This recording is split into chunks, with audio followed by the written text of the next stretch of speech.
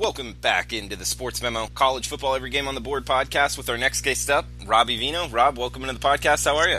I am doing great today, Drew. How about yourself? I'm doing good, Robbie. We got a lot of games. Condensed podcast schedule for this week. So on this segment, we're going to go game numbers 180 to 200, and then tomorrow bring Robbie back on and finish off the College Football Every Game on the Board podcast while also doing the NFL Every Game on the Board podcast with Teddy Covers and Andrew McGinnis. Guys, we're going to start off 181, 182, Utah State at Boise State. Good one here in the Mountain West, Robbie. 67.5 the total. Looks like Boise laying 2.5 on the blue turf. Yeah, this is good. It's for all the marbles in their side of the division, Drew. Utah State wins. They hang on to first place and go to the Mountain West title game. Boise State wins. They'll steal the division, and they'll go to the title game. Be a rematch of what we saw a couple of weeks ago, Boise against Fresno.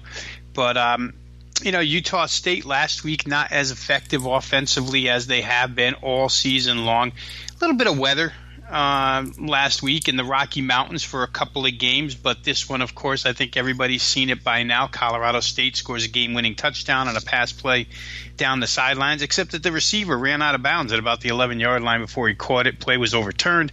Utah State remains undefeated inside the conference.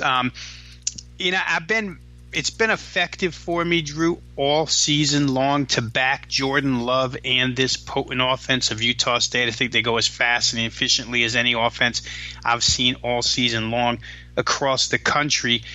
And to that tune, it's been good playing overs with this team. Last week, laid off, like I say, because of the weather situation in Rocky Mountains. But this one looks high to me as well. 67.5 is what we're staring at here.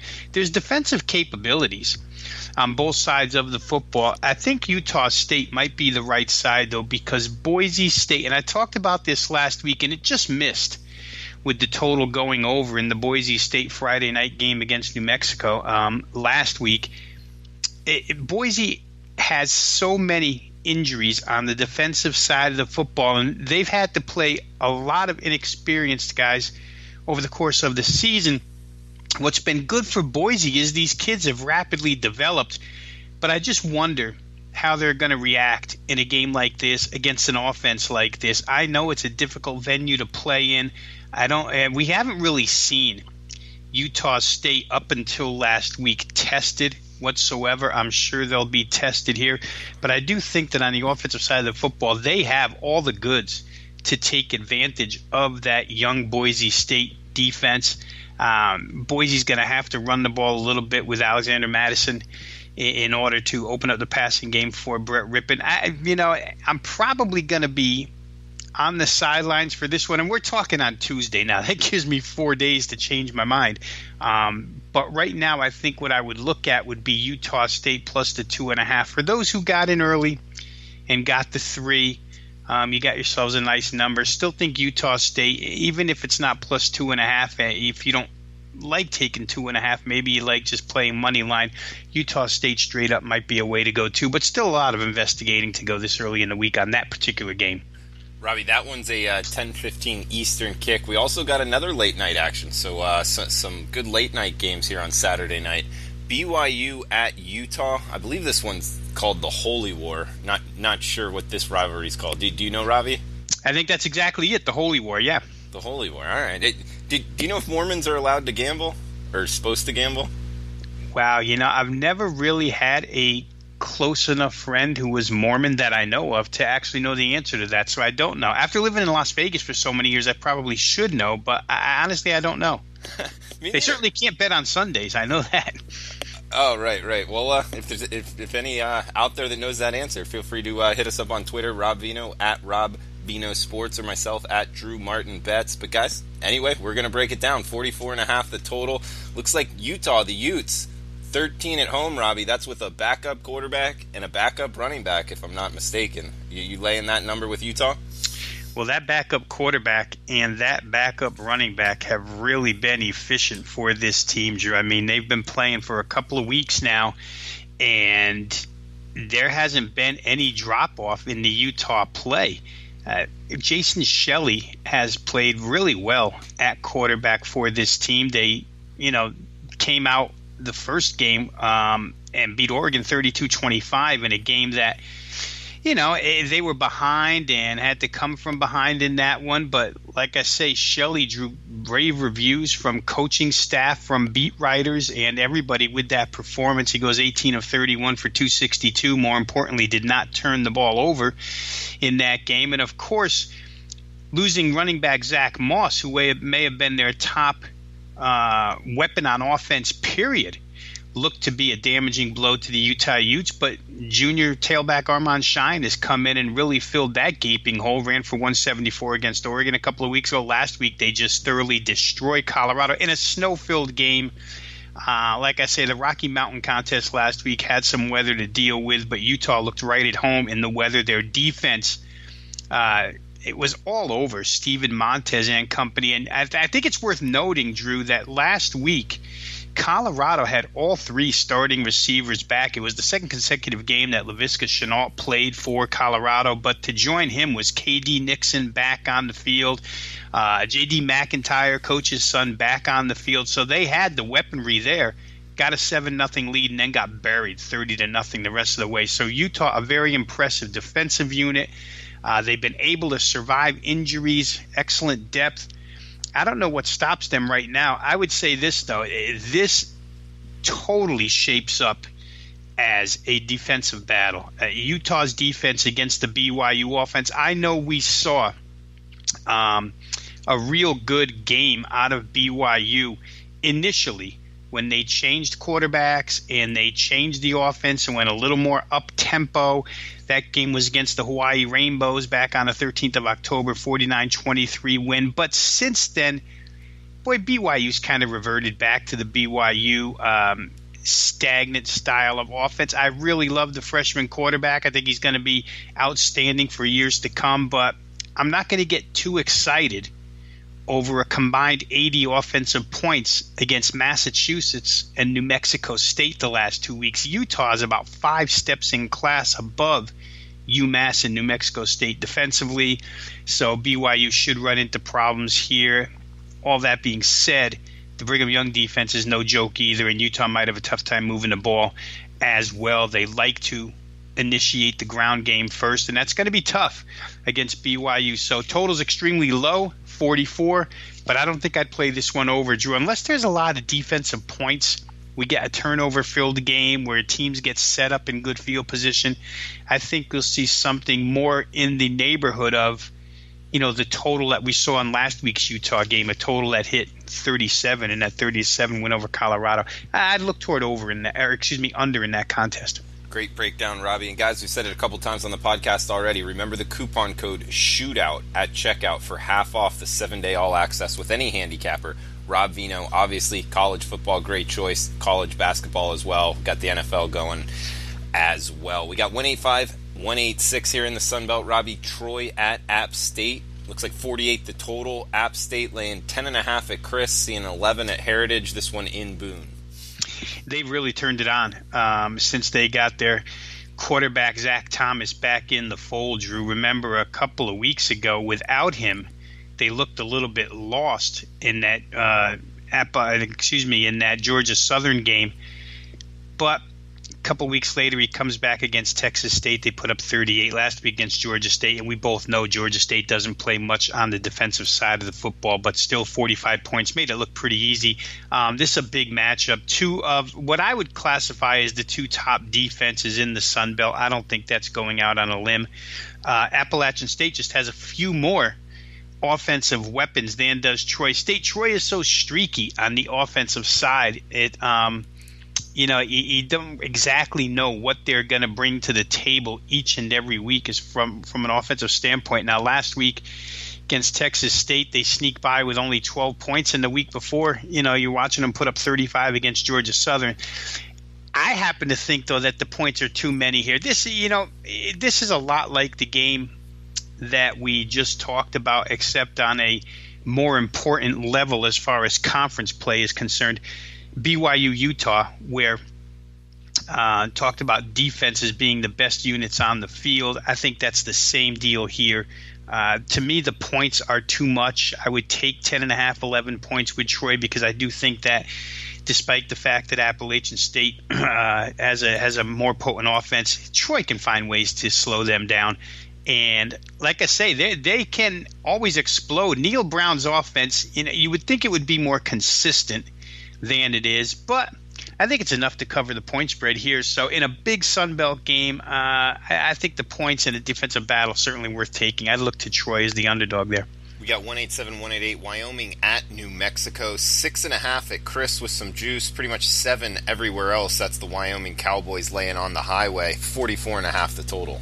Yeah, ridiculous cover by Wyoming last week for anybody who saw it. Again, in a snow-filled game against the Air Force Rocky Mountains game, Wyoming favored, down double digits late in the fourth quarter, somehow rally for 3 scores.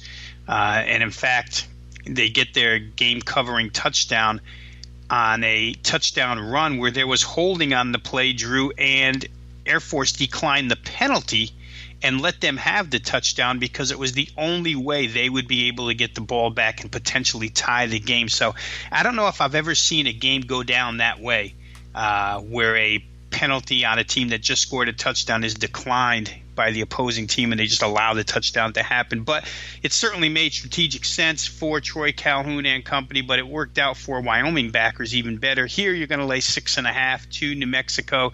Tyler Vanderwall back as your starting quarterback now because Sean Chambers, the guy who had taken over for him during the season, is injured and out for the season. We saw Vanderwall lead that comeback last week.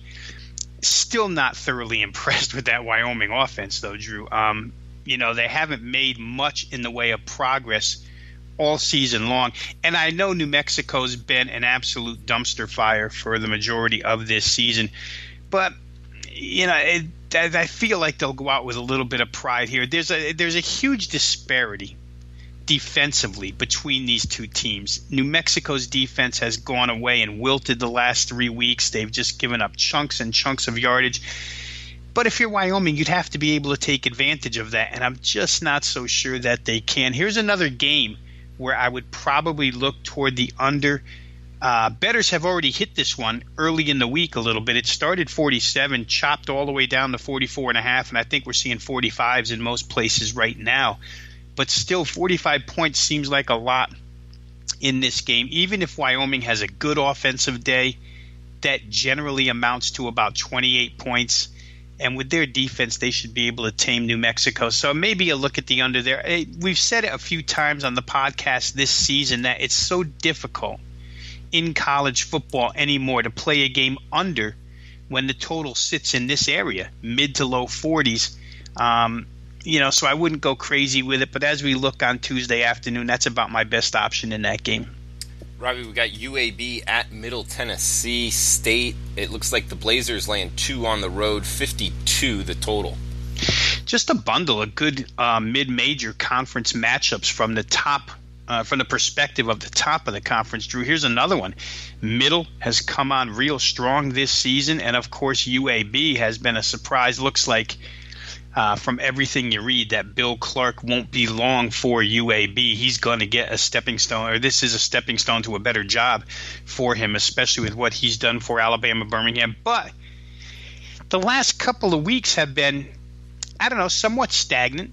They barely skate by Southern Miss 26-23. No shame in that. Southern Miss, a very good defensive team inside that conference. We saw it last week when they beat Louisiana Tech 21-20 off the heels of that 26-23 loss to UAB.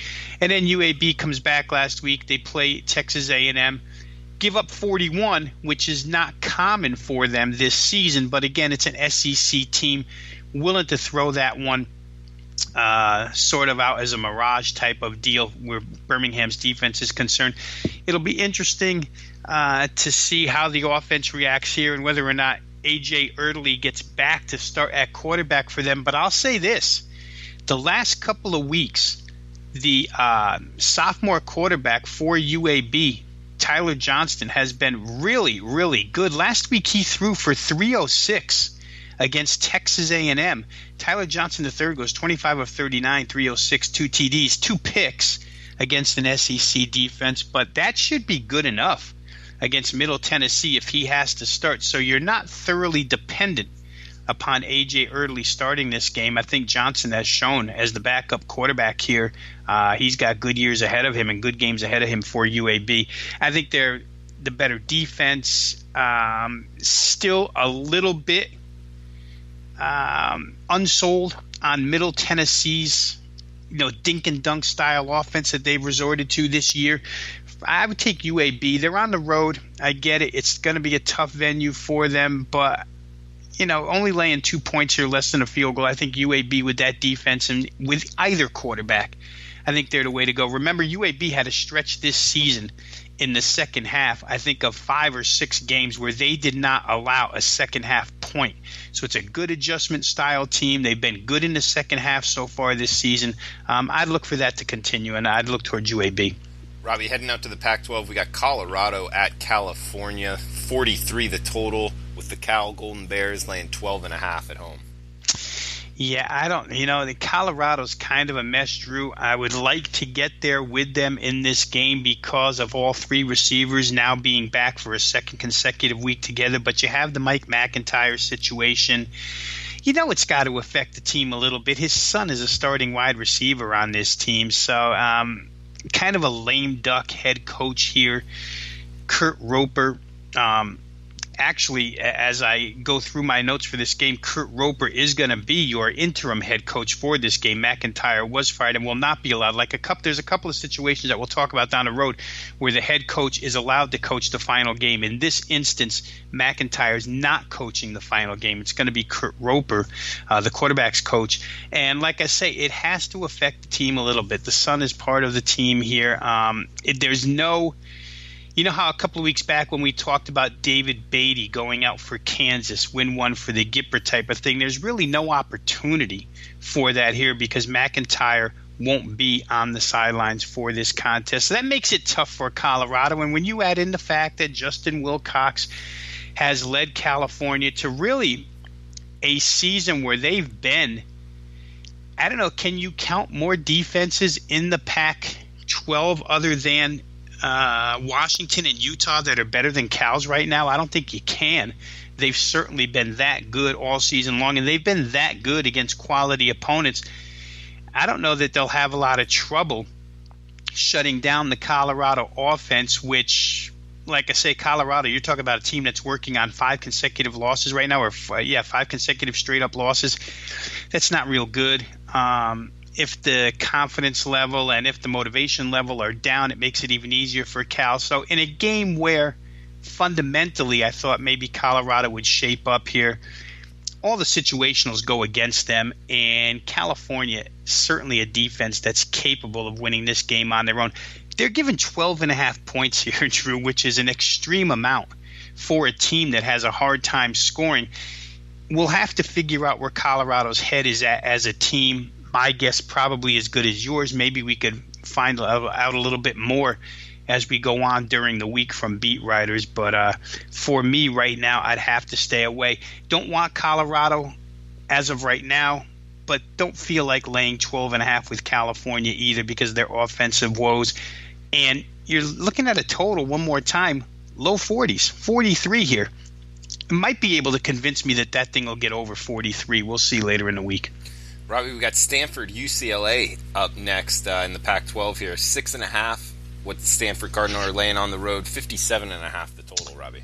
Yeah, I don't think that there's any question Stanford's going to be the right side in this game, Drew, because UCLA, you and I talked about it last week. Chip Kelly brought in to win the USC game for starters. When your season has gone as bad as it went for UCLA, the bowl game becomes the UCLA game. For Chip Kelly, that becomes his stay off the hot seat type of game.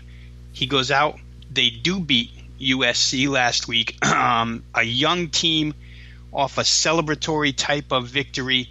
I don't want any part of that the following week, especially against a team like Stanford that will be ready for them, that has a better defense and at least a defense that, in my estimation, will stop UCLA from going nuts on the ground. Last week in that game against USC, Joshua Kelly, the Bruins running back, gets the ball 40 times and runs for 209 yards. UCLA goes for over 300 on the ground against USC, comes back with 13 points in the fourth quarter to win that game. Like I say, I think it's a young team on an emotional high. I don't think they can get back to that emotional level for this game Saturday. Stanford always steady under David Shaw. There's no way in my mind that Kelly's going to get the ball 40 times for 209 yards again. There's certainly no way in my mind that they're going to run for 300 plus against a Stanford defense. And running the football, because of the in and out nature of quarterback to quarterback here with UCLA, it's recently been Wilson Spate, but remember earlier in the season they're playing their true freshmen, so I don't think they can rely on the passing game here. Stanford looks cheap to me, to be honest with you. 6.5 looks like a very small number to lay. I'd expect them to win by a couple of touchdowns. Robbie, heading to Tennessee, the Battle of Tennessee in the SEC East. Tennessee at Vanderbilt, 50.5 the total, with the Vanderbilt Commodores laying 3.5 at home. Yeah, not real sure at this point in time, Drew, about the health of Tennessee QB Justin Guarantano, who got hurt last game and went out. And in comes that ex-Stanford stiff, Keller Christ, graduate senior transfer. Terrible when he played at Stanford. Terrible last week at Mizzou. Probably will be terrible again at Vanderbilt. There's just no way.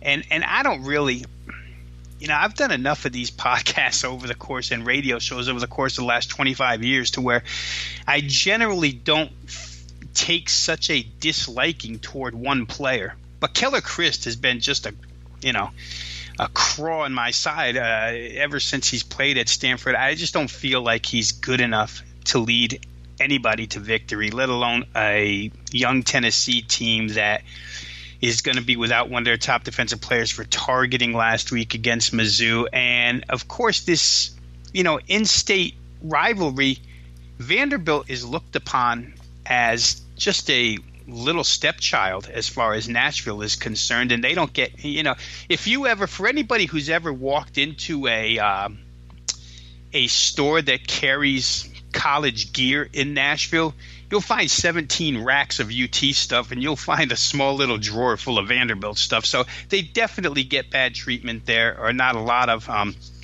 publicity. I think they'll be ready for this one, fired up as can be. Shermer's the better quarterback in the game. For me, it would have to be Vandy. Don't like to lay 3.5, but I think if Guarantano doesn't play, I think Vanderbilt's the right side. 2 games left here, Robbie. Guys, remember the coupon code when checking out, 7-day all-access shootout. When checking out is the coupon code for half off of that 7-day all-access. Robbie, Big 12. Oklahoma State at TCU. Looks like the Cowboys laying 5 on the highway. 56.5 the total, Robbie. Yeah, TCU's got quarterback problems here, Drew, and I don't know if they can overcome them in this game. Now, last week they get a gutsy win. You read Gary Patterson's quotes after winning that game, and he flat out says, we had a game we had no business even winning. And he attributed it to the determination and the guts of the patchwork team that they're working with at this point in time. They made just enough plays, and the defense held steady in that 16-9 win over Baylor. But unfortunately for them, it's the second quarterback they've lost this season. As Michael Collins goes down with an ankle injury, it does not look like he'll be able to play here.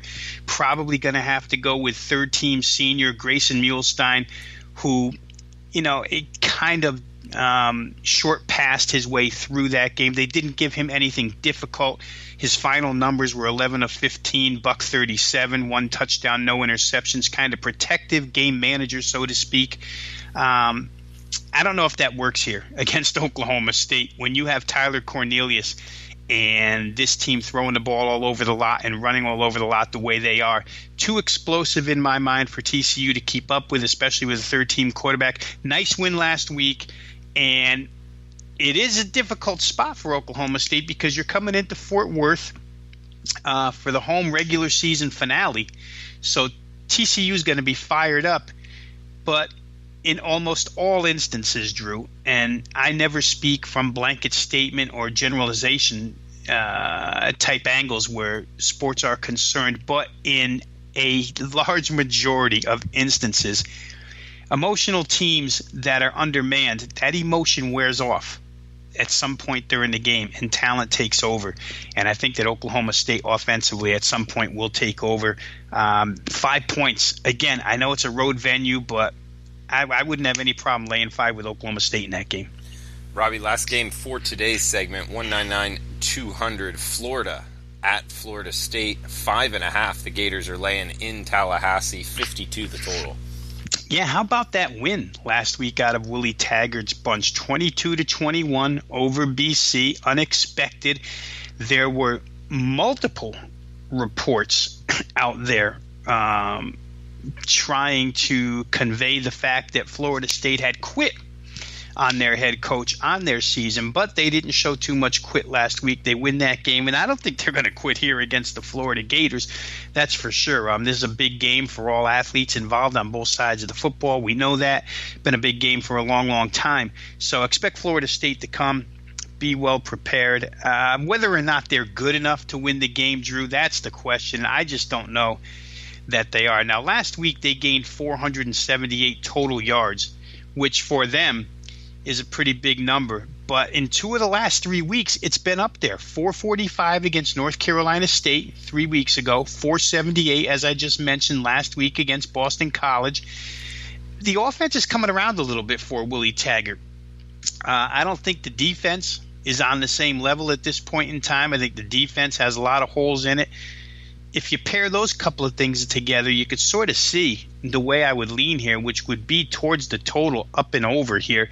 We're looking at a 52. I think Florida can find some holes in that Florida State defense, and we've waited all season long for Willie Taggart to maybe finally be able to fit Jimbo Fisher's offensive pieces into his style of offense. They throw the ball around pretty good. And their quarterback is number 2 inside the ACC as far as passing is concerned. So they're making some plays lately. I like the way they're headed. I think over 52 might be a good look in that game. All right, good stuff, Robbie. Great breakdowns. We'll have you on tomorrow. Safe travels tonight. You're heading somewhere for the holidays, correct? Yeah, heading back to my home state of Connecticut. So we'll be there for the holidays. But no problem doing the podcast. We'll do it from up there. Have headphones. We'll travel. So no problem. All right, good stuff. And weather-wise in the Northeast, 1 for your travels and 2 for the for all the bettors out there. Anything you're seeing? Yeah, you should stare at it on a daily basis here, because a couple of the Northeastern games, I would think more the Penn State game, Drew, than the Boston College one. I think Boston College is going to be okay from what I'm seeing. But Saturday at State College could be troublesome. I think Maryland comes in there. So that's a game weather-wise to keep your eye on as far as Mid-Atlantic East Coast is concerned right now. All right, great stuff, Robbie. Guys, remember the coupon code SHOOTOUT at checkout, half off the 7-day all-access. We'll be back tomorrow with Robbie Veno finishing off the college football Every Game on the Board podcast. And we'll also get in the NFL Every Game on the Board podcast. So best of luck with your bets until then.